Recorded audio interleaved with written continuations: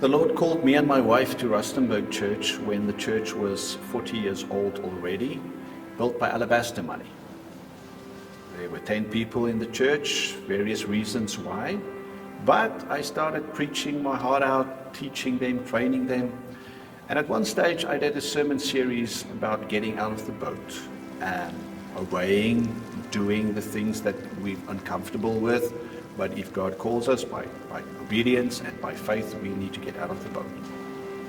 I told him that this building was built with Alabastro funds. Somewhere somebody sacrificed for us to be a blossoming, growing church, making an impact in our community, and we're not. That was the beginning of a new journey for us, of getting out of the building more and more and more. The church started growing because we met the needs of our community. In the end, the church became so filled that it was too small, so we literally had to meet outside of the church on the lawn. And more people came because we were outside.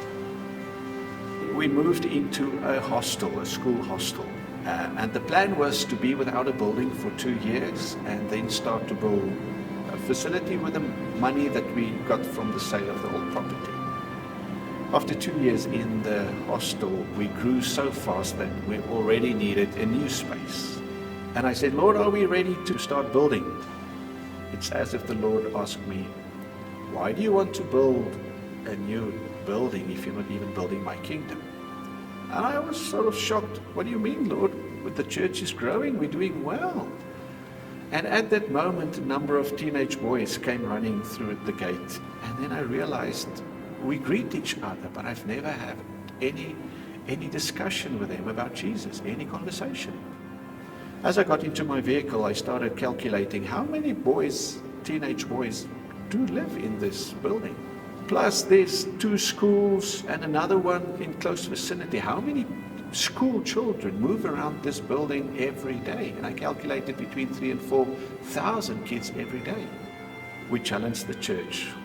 Would it be okay? Would you approve? Would you support us not starting with a building, but getting out of the boat again, going without a building for some more time, and making an impact on children and youth in our community? Unanimously, they supported us. So we used the building fund to buy a tent, to put up a youth center. For the first time ever, we're going to add some staff to the team, and not to be a pastor for visitation or worship, but specifically to work with the young people.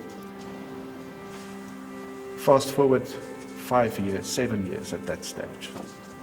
The plan was to be without a building for 2, that stretched to 5, and in the end, 7 years before we moved into our new building.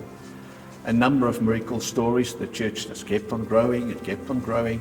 It's as if the Lord started with voices saying, so we're reaching this community, but what about that community? There's a farming community 20 kilometers out of Rustenburg, and the guys don't really go to church. There's no churches there. They have to drive to get to church.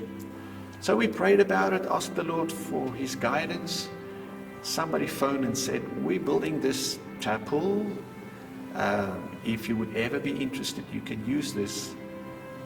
Long story short, they donated a 300-seater church for that farming community. I'm sitting in it right now. We started 18 months ago.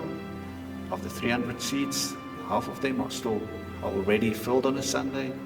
And already we're looking at the next community, another 25 kilometers away, a mining community.